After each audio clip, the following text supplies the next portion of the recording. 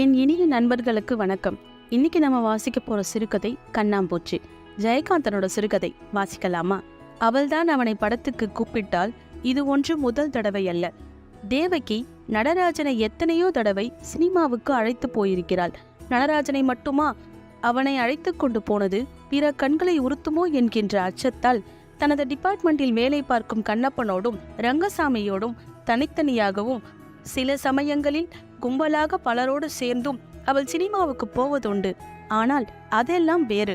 நடராஜனோடு சினிமாவுக்கு போகும் அனுபவம் வேறு என்பது அவள் மனசுக்கு தெரியும், நடராஜனுக்கும் தெரியும்.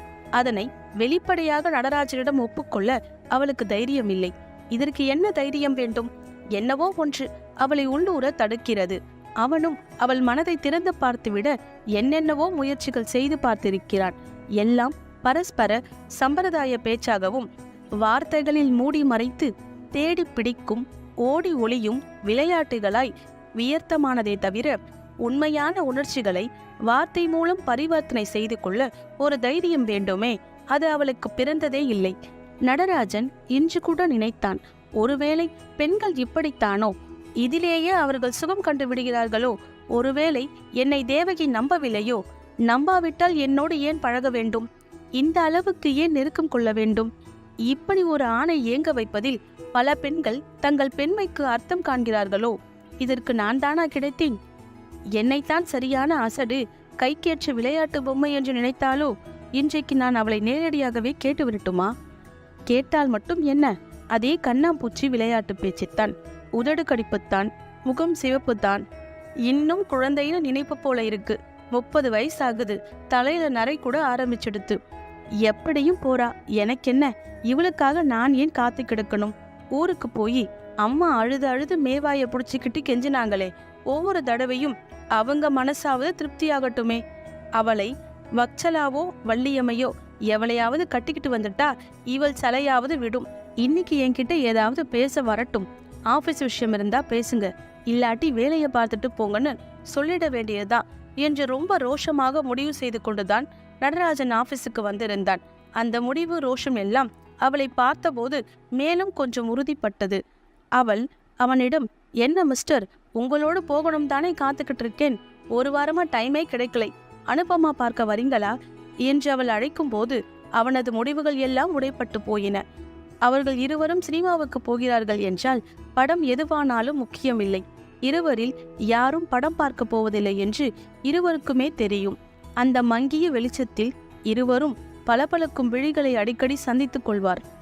சில சமயங்களில் வெள்ளை பல்வரிசை பளிரிடும். அப்போது கூட அவள் தன் கீழ்த்தட்டை ஓரமாக லேசாக கடித்துக் கொள்வது அவனுக்கு தெரியும். அவன் பெருமூச்செறிவான். எவ்வளவு நாட்களுக்கு இந்த விளையாட்டு, எவ்வளவு நாட்களுக்கு இந்த ஏமாற்று? ஒரு நாள் நடராஜன், நீ என்னை காதலிக்கவில்லையா என்று அவளிடம் கேட்டான். Don't you love me? அவள் ஏன் அதற்கு அப்படி சிரித்தாள்? அவனுக்கு அழுகை வருகிற மாதிரி அவள் சிரித்தாள். இதெல்லாம் என்ன? சினிமாவிலோ டிராமாவிலோ கேட்கிற மாதிரி கேட்டுக்கிட்டு வெட்கமா இல்லையா? ஐ லைக் யூ, அவ்வளவுதான் எனக்கு சொல்ல தெரியும். அதன் பிறகு நடராஜன் மனசுக்குள் ரொம்ப வெக்கப்பட்டு விட்டான். என்ன அசட்டுத்தனமாய் நான் அவளிடம் கேட்டேன்? ஹைஸ்கூல் மாணவன் மாதிரி நடந்து கொண்டேனே. 2 நாட்கள் அவள் கண்ணில் பட்டாலும் அவளிடம் சிக்கிக் கொள்ளாமல் நழுவி ஓடினான். ஒரு முறை ஊர் சென்று வந்தபோது கல்யாணம் செய்து கொள்ள வேண்டும் என்று தன் தாய் ரொம்பவும் தன்னை வற்புறுத்துவதாக தேவகியிடம் வந்து அழுத்து கொண்டான் நடராஜன். பாவம், வயசான காலத்துல பெத்தவங்களுக்கு இருக்காத ஆசை என்று ரொம்ப சாதாரணமாக அவள் கூறினாள். நடராஜனுக்கு ஒன்றுமே புரியவில்லை. தானாக ஏதோ கற்பனை செய்து கொண்டு தவிக்கிறோம் என்று நினைத்து ஒதுங்கி விடும்படியாகவும் இல்லை அவளுடைய பழக்கம். 7 வருஷமாக இதே விதமான உழைத்து பிடிக்கும் விளையாட்டு அவனுக்கு அழுத்து போய்விட்டது. அவளுக்கு அதுவே வாழ்க்கை என்றாகிவிட்டது போலும். மணிக்கணக்கில் தனித்திருந்து இவனோடு அவள் பேசுவாள். சினிமாவுக்கும் கடற்கரைக்கும் ஹோட்டலுக்கும் எங்கும் எவருடனும் போவாள். அவளை தடுக்கவோ அவள் போக்கில் குறுக்கிடவோ அவளுக்கு யாரும் இல்லை. அவளுடைய தாய் மகளுக்கு 3 வேளை சமைத்து போடவும் எப்போதாவது வருஷத்திற்கு 1 மாசம் திருநெல்வேலியில் இருக்கும் மகன் வீட்டில் போய் இருந்துவிட்டு வரவுமே உரிமை பெற்றிருந்தாள். தேவகி கல்யாணமே செய்து கொள்ள மாட்டாள் என்று திருநெல்வேலியில் இருக்கும் அவளது அண்ணன் கல்யாணம் செய்து கொண்டு 1 டஜன் குழந்தைகளை பெற்று 7 குழந்தைகளை பறிகொடுத்த பின் காச நோயோடு அவதியுறும் மனைவியுடன் தாம்பத்திய வாழ்க்கையின் கோர முகங்களையே தரிசித்து மனம் கோணி போன அவளது அண்ணன் மகிழ்ச்சியோடு முடிவு செய்து கொண்டான். எனவே தேவகி அவர்கள் கண்களில் அன்புள்ளம் கொண்ட, அவர்களின் எண்ணத்தில் மிகவும் கொடுத்து வைத்த பாக்கியசாலியாக, மிகவும் மகிழ்ச்சியும் சுதந்திரமும் கொண்ட வாழ்க்கையை நடத்துகிறவளாகவே உருவம் கொண்டாள். அவளுக்கென்ன, பட்டதாரி, மாதம் 600 ரூபாய் சம்பாதிக்கிறவள். பிக்கலா பிடுங்கலா, நம்முடைய வாழ்க்கைத்தான் இப்படி ஆயிற்று, அவளாவது மகிழ்ச்சியாக இருக்கட்டும் என்று எண்ணிய போக்கினால் அவளுக்கு திருமணம் என்கின்ற நினைப்பே அவளை துன்புறுத்தக்கூடிய சாத்தானின் வேலை என்று அது பற்றி பேச்சையே எவரும் எடுப்பதில்லை. மேலும் கல்யாணம் செய்து கொள்ளாமல் கன்னி வாழ்க்கை நடத்துவது அவளது மதத்தில் ரொம்பவும் அங்கீகரிக்கப்பட்ட அதிக பரிச்சயமுள்ள ஒரு பழக்கம். ஆம், தேவகி கிறிஸ்துவ மதத்தை சேர்ந்தவள். அவளது முழு பெயர் தேவ இரக்கம். கூப்பிட வசதியாக இருக்கவும் கொஞ்சம் லௌகீகமாக விளங்கவும் தேவகி என்று அவளை மாற்றிக்கொண்டாள். அப்படி அவளே ஒருவனை விரும்பினாலும் தான் அவனை மணந்து கொள்ளப் போகிறேன் என்று சொல்கின்ற அளவுக்கு அவளது குடும்பத்தில் அவளுக்கு சுதந்திரம் இருப்பதால் தேவகியின் அண்ணனோ தாயோ அந்த முயற்சியில் இறங்கவில்லை. அந்த அளவுக்கு சுதந்திரமே அவளுக்கு பெரிய தடையாகி நிற்கிறதோ? அந்த சுதந்திரத்தை தேவகியால் இவ்வளவு தூரம்தான் பயன்படுத்தி கொள்ள முடிந்தது. அதற்காக அவ்வளவுதான் அவளுக்கு தேவையும் இருந்தது என்று முடிவு கட்டிவிடலாமா? அவள் இவ்வளவு தூரத்திற்கு சுதந்திரமான தனிச்சையான பழக்க வழக்கங்கள் கொண்டிருந்த ஒரு காரணத்தினாலேயே அவளோடு பழக நேர்ந்த ஆண்கள் இதற்கு மேல் அதிகமான உரிமை எடுத்துக்கொண்டு அவளை தம் வழியில் இழுக்க அஞ்சினர். அவளிடம் இருந்தே முதல் சமிக்கை வரட்டும், இவளுடைய தன்மைக்கு வர வேண்டுமே என்று காத்திருந்து அது வராமல் போகவே அது இல்லை என்பதாக மனம் மாறி அவர்கள் விலகினர். தேவகியின் 30 வயதில் 4 வருஷ கல்லூரி வாழ்க்கையின் போதும் இந்த 8 வருஷ உத்தியோக வாழ்க்கையின் போதும் இந்த மாதிரி அவளை நெருங்கி வந்து பின்னர் நீங்கி பிரிந்த நல்ல நண்பர்கள் எத்தனையோ பேர். அந்த நட்பே அவளுக்கு நிறைவாகவும் மகிழ்ச்சியாகவும் இருந்தது. எனினும் அந்த பிரிவுகள் எல்லாமே பெரும் சோகங்கள் தான். அந்த சோகங்களை மனம் எண்ணாத அளவு வேகத்தோடு புதிய நட்புகள் முளைத்து விடுகின்றன. வாழ்க்கை ரொம்பவும் உல்லாசமான பிரயாணமாகவும் சில சமயங்களில் ஓடி மறைந்து விளையாடும் பொழுதுபோக்காகவும் போய்கொண்டிருந்தது. அவள் சந்தித்த எத்தனையோ பேரில் இந்த நடராஜன் தான் அவளுக்கு ஒத்த வயதோ அல்லது சிறிதே இளையவனாகவோ இருக்கலாம். இந்த ஒருவன் தான் 7 வருஷமாக இந்த கண்ணாம்பூச்சி விளையாட்டில் இதுவரை சலிப்பின்றி இவளோடு தொடர்ந்து ஈடுபட்டு கொண்டிருக்கிறான். முதலில் தேவகி இவனை இங்கே தான் வேலைக்கு வந்த ஓராண்டிற்கு பிறகே சந்தித்தாள். இவனுக்கு இந்த செக்ஷனில் வேலை சொல்லிக் கொடுத்தவள் தேவகி தான். முதலில் நடராஜன் அவளிடம் நடுங்குவான். ஒரு வார்த்தை பேசும் முன் வேர்த்து வேர்த்து நனைந்து போவான். அப்போது அவனுக்கு சரியாக மீசை கூட முளைக்கவில்லை.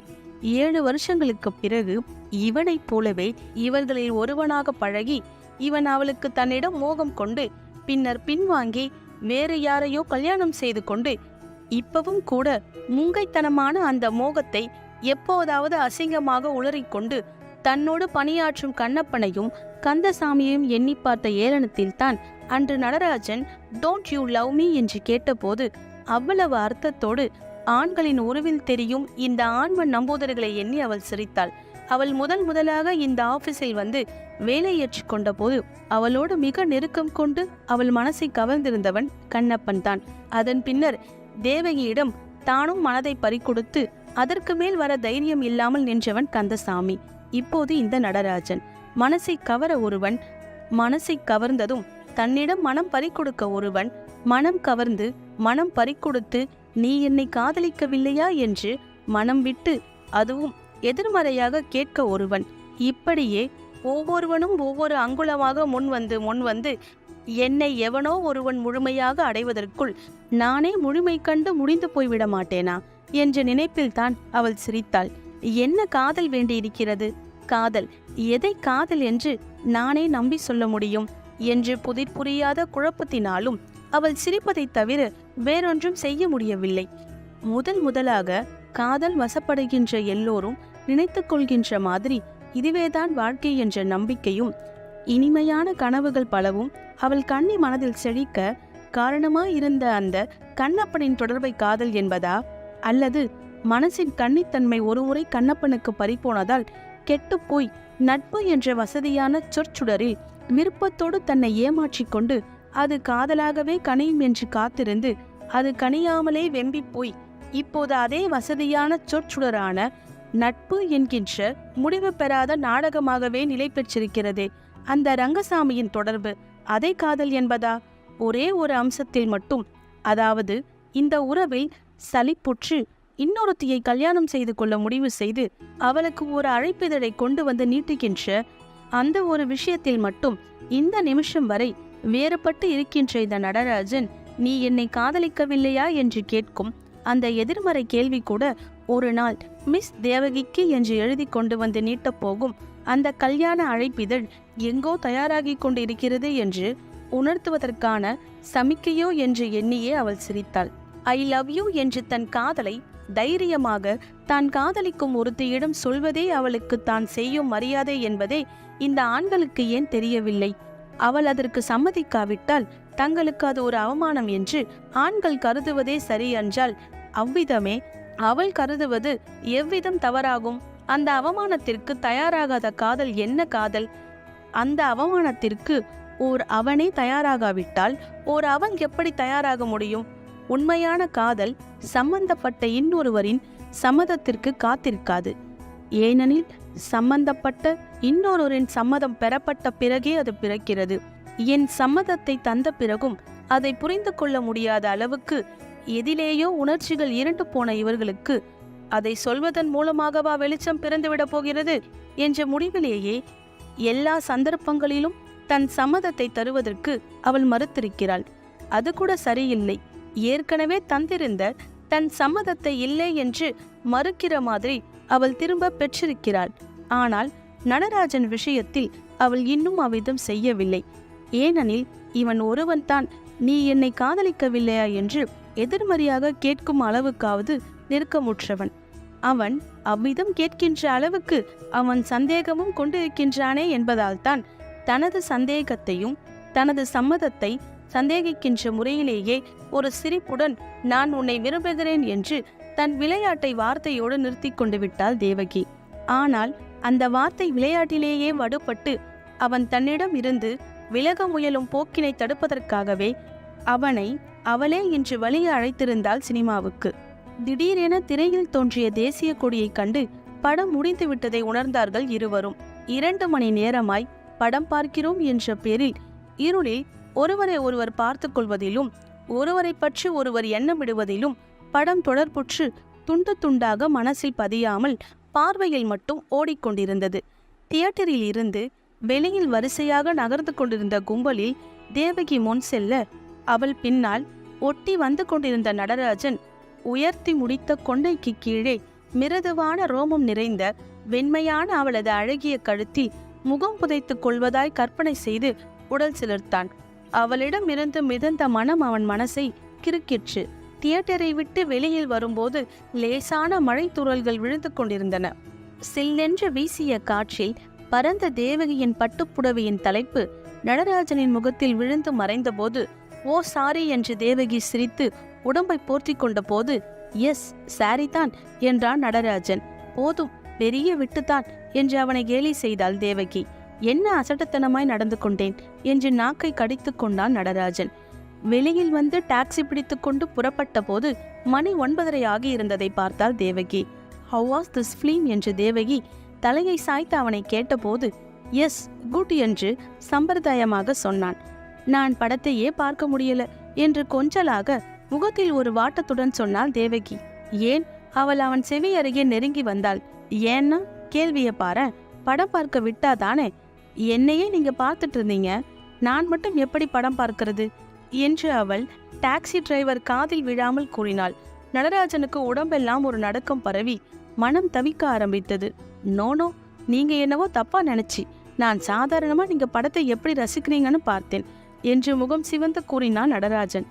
சற்று முன் தன் செவி அருகே குனிந்து அவனது கன்னத்தை தொட வேண்டும் என்று துடித்த அவளது விரல்கள் இப்போது நடுங்கி தளர்ந்தன.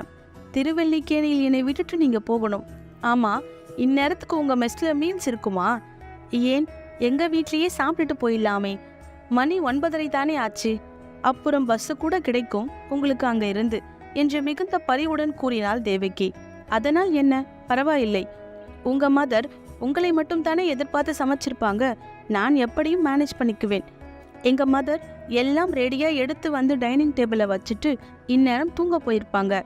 என்ன இருக்கோ அதை 2 பேரும் ஷேர் பண்ணிக்கோம் என்ன என்று அவள் மிகுந்த சொந்தத்தோடு சொன்னபோது அவனுக்கு மறுக்க தோன்றவில்லை. மனசுக்கு இதமாக இருந்தது அந்த அழைப்பு. திடீர் என அவன் உள்ளூர பயந்தான். இவள் சாதாரணமாக, இயல்பாக, பெருந்தன்மையாக, சமத்துவமாக பழகுவதை நான் தவறாக புரிந்து கொள்கிறேனோ என்ற அச்சம் வரும்போது நடராஜனும் தேவகியும் நெருங்கி பழகுவதை கண்ட கண்ணப்பனும் ரங்கசாமியும் போக போக தெரியும், அசட்டு பிசட்டுன்னு உளறி வைக்காது என்று இவனை ஜாடை மாடையாக எச்சரித்ததும் அவன் நினைவுக்கு வந்தன. ஆபீஸில் தன் டிபார்ட்மெண்ட்டுக்கு சூப்பரண்டான அவளை அந்த பதவிக்குரிய நாற்காலியில் உட்கார வைத்து மனசால் கண்டான் நடராஜன்.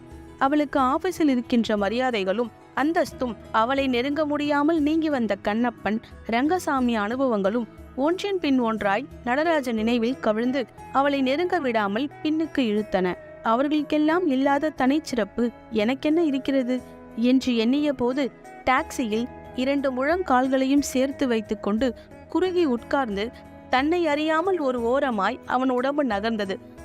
சௌகரியமாக உட்காருங்கள் மிஸ்டர் நடராஜன் என்று அவனுக்கு தள்ளி நகர்ந்து தான் அருகே வர வசதியாக இடம் தந்த தேவகி கனிவாக அவனை பார்த்து சிரித்தாள். அந்த சிரிப்பு அவனுக்கு ஒரு தைரியத்தை தந்தது. இருந்தாலும் உள்ளூர பயமும் இருந்தது. அது அந்த லைட் போஸ்ட் கிட்ட என்று டாக்ஸி டிரைவருக்கு வீட்டை அடையாளம் காட்டுவதற்காக அவள் ஒரு பக்கமாய் சாய்ந்த போது அவளது மிருதுவான தோள் அவன் மேல் உரசிற்று. அப்போது மிக நெருக்கமாக அவன் முகத்தை அவள் பார்த்தாள். அவன் அந்த ஸ்பரிசத்தை உணர்ந்தவன் மாதிரி பாவனை புரிந்தான். கீழே இறங்கியதும் டாக்ஸிக்கு அவன் பணம் கொடுக்க போன போது நோ என்று அவள் அவன் கரத்தை பிடித்தாள். பிடித்த பின் சற்று அழுத்தி கூறினாள், நான் தான் தருவேன். நடராஜனுக்கு ஒன்றும் புரியவில்லை. இது சோஷியலாக பழகுவதா அல்லது காதலா? இந்த பெண்கள் திடீரென்று எப்படி வேண்டுமானாலும் மாறுவார்களே, அதனால் நாம் கொஞ்சம் ஜாக்கிரதையாகத்தான் இருக்க வேண்டும் என்று நினைத்து கொண்டான். டாக்ஸிக்காரனை அனுப்பிவிட்டு நடராஜனின் பக்கம் திரும்பி கண்களை சிமிட்டியவாறே தேவகி சொன்னாள், அந்த டாக்ஸிக்காரன் நம்மளை பத்தி ஏதோ பிக்ஷியாக நினைச்சிட்டு போறான். அதற்கு என்ன விதமாய் பதில் கூறுவது என்று தெரியாமல் தூரத்தில் போகும் டாக்ஸியை பார்த்து ஒரு பொய்யான கோபத்துடன் முனகிக் கொண்டான் நடராஜன். ராஸ்கல். தேவகி வீட்டின் கதவை தட்டிய பின் 10 வயது உள்ள அந்த வேலைக்கார சிறுமி கதவை திறந்தாள். ஏண்டி, நீ இன்னைக்கு வீட்டுக்கு போகலையா? மழையா இருந்துச்சுமா, பெரியம்மா இங்கேயே படுத்துக்க சொன்னாங்க. சரி சரி, கடைக்கு போய் 4 வாழைப்பழம் வாங்கிட்டு வா என்று கைப்பையில் இருந்த சில்லறையை எடுத்து சிறுமியிடம் தந்தாள் தேவகி. அந்த தெருவில் எதிர் வரிசையில் உள்ள அந்த வெற்றிலைப்பாக்கு கடையை நோக்கி சிறுமி நகர்ந்தாள். உள்ளே வாங்க என்று நடராஜன் பின் தொடர விளக்கில்லாத ஹாலுக்குள் இருவரும் நுழைந்தனர். அந்த நிமிஷம் நடராஜனுக்கு மின்னல் அடித்தது மாதிரி மனசில் ஒரு தைரியம் பிறந்தது. அந்த தைரியத்திற்கு சாதகமாக இப்போது அவர்கள் பிரவேசித்திருக்கும் ஹாலின் இருட்டு அந்த சிறுமியை அவள் வாழைப்பழம் வாங்க அனுப்பியது, அந்த டாக்ஸிக்காரனை பற்றி கூறியது என்று 100 காரணங்கள் ஒரே சமயத்தில் சரசரவென வண்டியில் இருந்து மணல் சரிவது மாதிரி அவன் உள்ளே குவிந்த சுமையோடு அவனுக்கு மிக நெருக்கமாய் சுவர் அருகே நின்று விளக்கின் சுவிட்சை தேடிக்கொண்டிருந்த தேவகியின் தோளை பின்னால் இருந்து இருக்க பற்றினான் அவன். அந்த ஹாலின் மங்கிய இருளில் உயர்த்தி முடித்த கொண்டைக்கு கீழே மிருதுவான ரோமம் நிறைந்த வெண்மையான அவளது கழுத்து பளீரென தெரிந்தது. அதிலே முகம் புதைத்து கொள்கின்ற கற்பனை நடைமுறை அனுபவமாக அவளால் அந்த வினாடிகளை கூட எண்ணி கணக்கிட முடிந்தது. அவள் மனசும் நெஞ்சும் அந்த திடீர் ஸ்பரிசத்தில் விம்மி விம்மி கனத்த போது அவளது இருதயத்தின் தாளகதையில் அலை அலையாக எழுந்த துடிப்பையோ தன்னையும் அறியாமல் தன்னுள் அவள் கணக்கிடலானாள். 1 2 3. எப்போதோ ஒரு முறை சிறு வயதில் அவளுக்கு நடந்த டான்சில்ஸ் ஆபரேஷனுக்கு முன் மயக்க வைப்பதற்காக ஈதர் கொடுக்கும்போது 1 2 3 என்று எண்ணிக்கொண்டே தன்னை இழந்தாளோ அது மாதிரி அந்த மயக்கத்தில் என்னமோ குழறினாள். தன்னை இழந்த அந்த தவிப்பில் எப்படியோ திமிரினாள். அந்த உணர்ச்சியின் நெருப்பு தீண்டிய சுகத்தில் அவள் எப்படியோ துடித்து போனாள். அவளிடம் ஏற்பட்ட இந்த சலனங்களினால் பயந்து தீப்பிடித்த ஆடையை உதறுவது மாதிரி ஐம் சாரி என்று விலகி நின்று உடல் நடுங்கினான் நடராஜன். கண்களை மூடிய இமைகள் பணிக்க விளக்கின் சுவிட்சை பொருத்தி உயர்ந்த கரம் தாழ்த்தாமல் விரல்களை கூட நீக்காத நிலையில் சுவரில் சாய்ந்து உடல் முழுதும் வியர்க்க உயர்த்தி முடித்த கொண்டை அவிழ்ந்து கழுத்தில் சரிய உதட்டை கடித்துக்கொண்டு நின்றிருந்த அவளது கோலத்தை கண்டதும் நடராஜனுக்கு அழுகையே வந்துவிட்டது. அவன் இரண்டாவது முறையாக ஐ எம் சாரி, என்னை மன்னிச்சிடுங்க என்று குரல் நடுங்க கூறிய போது ஏதோ சம்பந்தம் இல்லாத உலகத்தின் அர்த்தமில்லாத பாஷையை கேட்ட மாதிரி அவள் இமை திறந்து அவனை பார்த்தாள். வெளிச்சத்தில் அவனை பார்க்கும் பொழுது தனது முழு சம்மதத்தையும் வெளிப்படுத்த அவளது இதழ்களில் பிரிந்த புன்னகை அவனது கோலத்தை கண்டதும் அரைகுறையாக வதங்கி செத்தது. அந்த 7 வினாடியில் பெருகிய மயக்கம் ஒரே வினாடியில் தளர்ந்தது. சரிந்த கூந்தலை சட்டென உயர்த்தி முடிந்து கொண்டாள். கையில் 4 வாழைப்பழங்களுடன் வேலைக்கார சிறுமி உள்ளே வந்ததால் இருவருக்கும் வசதியாக போயிற்று. ஒன்றுமே நடக்காத மாதிரி வாங்க உள்ளே வாங்க உட்காருங்க என்று அவனை அழைத்த பின் தனது அறைக்குள் போனாள் தேவகி. உள்ளிருந்து அவள் விம்புகிற மாதிரி நடராஜனுக்கு தோன்றிற்று. அது உண்மைதானோ? அவள் வெளியே வருவதற்குள் பேசாமல் எழுந்து போய்விடலாமா என்று ஒரு வினாடி யோசித்தான் நடராஜன். இல்லை, நான் செய்த தவறுக்கு என்ன தண்டனையோ அதை அவளிடம் பெற்றுக்கொண்டு போவதுதான் அதற்கு பிரயாச்சித்தம். சி, நான் எவ்வளவு மட்டமான மனிதன்! இப்போது பேசாமல் இருந்துவிட்டு நாளைக்கு ஆபீஸ்ல என் மானத்தை வாங்கி விடுவாளா என்று நினைக்க நினைக்க அவனுக்கு அழுகை நெஞ்சை அடைத்தது. எவ்வளவு ஆனந்தமான மாலை நேரத்தை அவள் எனக்கு தந்தாள். அதற்கு தகுதி இல்லாத நான், தரமில்லாத நான் எவ்வளவு அசிங்கமான இரவாக முறித்து விட்டேன் என்று அவன் தன்னைத்தானே மனதில் சபித்துக் கொண்டிருக்கும் போது அவள் வெளியே வந்தால் மௌனமாக இருவரும் சாப்பிட அமர்ந்தனர்.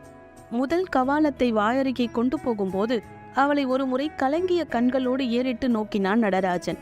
ஐ எம் சாரி, ஷட்டப் என்று அடைத்த குரலில் அமைதியாக சொன்னாள் தேவகி. அவனது தவிப்பையும் இதற்காக அவன் வருந்துவதையும் பார்க்கும் பொழுது அவளுக்கு வேதனையாக இருந்தது. அந்த 7 வினாடிகளில் எப்படிப்பட்ட ஒருவனுக்காக அவள் காத்திருந்தாளோ அவன் இவன்தான் என்று திடம் கொண்டது எவ்வளவு பேதமை என்று நிரூபித்துக் கொண்டிருக்கும் அவனை பார்க்க பார்க்க அவளுக்கு எரிச்சலாய் வந்தது. எனக்கு சம்மதம் என்று ஒருத்தி எழுந்த ஆடவா முடியும்?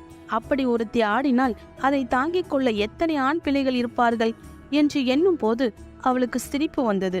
அந்த சிரிப்பு, ஏ அசடே, உனக்கு லவ் ஒரு கேடா என்று அவள் தன்னை பார்த்து இழிப்பது மாதிரி இருந்தது நடராஜனுக்கு.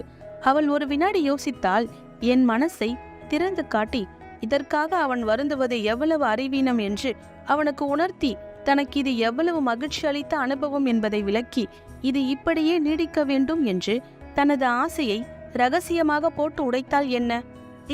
அப்போது மட்டும் அவன் அதை சரியாக விலக்கிக் கொள்வானாக்கும். இது மாதிரி எத்தனை அனுபவமோ இவளுக்கு. அதனால்தான் இவளால் இதை இவ்வளவு சாதாரணமாக எடுத்துக்கொள்ள முடிகிறது என்று நினைப்பான். ஐயோ, எனது இந்த முதல் அனுபவத்தை இவன் அவ்விதம் நினைப்பது எவ்வளவு பெரிய கொடுமை! இவ்விதம் இவனை நான் நினைக்க விடுவது எவ்வளவு பெரிய மடமை! மனசின் பாஷைகளை வாய் வார்த்தைகளால் மொழிபெயர்த்து விட முடியும். அதை புரிந்து கொள்ள முடியாதவர்களிடமே என் மனசு போய் போய் பேசி பேசி தோற்கிறதே என்ற கசப்பையே உண்ணுகின்ற உணவோடு சேர்த்து விழுங்கினாள் தேவகி. அவள் அவனிடம் சாப்பிட்டு முடியும் வரை எதுவுமே பேசவில்லை. அவனுக்கு அவளிடம் பேச இனி எதுவுமே இல்லை. அவன் விடை பெறும் பொழுது மட்டும் தெரு வாசற்படியில் நின்று சற்று தயங்கிய பின்னரே அவளிடம் எதையோ யாசிப்பது மாதிரி சொன்னான். நான் செய்த தப்பை மறந்துடுங்க. ஓ, என்னால் அது முடியாது என்று தேவகி சொல்லும் போது அவளது மனசின் பாஷை அவனுக்கு இப்பொழுதும் புரியாததால் தன் தவறை இவள் மன்னிக்கவில்லை என்பதாக எண்ணி வருத்தம் தீராமலேயே விடை பெற்று போனான். அவன் போகும் வரை அமைதியாக தெரு வாசலில் நின்றிருந்த தேவகி புயல் மாதிரி உள்ளே போனாள். தெரு கதவை அறைந்து தாழிட்டு விட்டு ஓடி படுக்கையில் குப்புற விழுந்தாள். அழுதாள். தன்னை தனது ஆளுமையால் சொந்தத்தோடு ஆள்கின்ற ஆண்மகன் வரவே மாட்டானா என்ற ஏக்கத்தில் அவள் விழிகள் பரிதாபமாக வறட்சியோடு வெகு நேரம் உறக்கமின்றி கூரை முகுட்டை வெறித்தவாறு இருந்தன. அடுத்த 2 நாட்கள் நடராஜன் ஆபீஸுக்கு வரவில்லை. அவன் வரமாட்டான் என்பதை தேவகி எதிர்பார்த்தே இருந்தாள். இதை கூட எதிர்பார்க்கவில்லை என்றால் தேவகியின் அனுபவங்களுக்குத்தான் என்ன அர்த்தம்? 3ஆம் நாள் தேவகி சற்று தாமதமாக ஆபீஸுக்கு வந்தாள். அவளது டிபார்ட்மெண்ட்டுக்குள் அவள் நுழைந்த போது அவள் வருவதை கண்ட நடராஜன் தலையை குனிந்தவாறு தனது இருக்கையில் அமர்ந்திருந்தான். 2 பக்கங்களிலும் வரிசையாக போடப்பட்டிருந்த மேஜைகளின் நடுவே நடந்து வந்த தேவகியின் பாத ரட்சைகளின் சத்தத்தை நடராஜனின் செவிகள் துல்லியமாக கேட்டன. அந்த காலடி ஓசை தன்னை நெருங்கி நெருங்கி வருவதை அறிந்து அது தன்னை கடந்து போகிற வரைக்கும் தலை நிமிரக்கூடாது என்ற தீர்மானத்துடன் ஒரு பெரிய லக்ஸரில் அவன் முகம் கவிழ்ந்திருந்தான். ஆனால் அவன் எதிர்பார்த்தபடி அவள் காலடி ஓசை அவனை கடந்து போய் தோய்ந்து மடியாமல் அவன் அருகே வந்து உறுதியாக நின்றது. Good morning mister Natarajan. Good morning madam என்று எழுந்தான் நடராஜன். சிஎல் ரிப்போர்ட் பண்ணியிருந்தேனே என்று ரொம்ப உத்தியோக தோரணையில் பதில் சொன்னான் நடராஜன். தேவகி சிரித்தாள். சிடவுன்.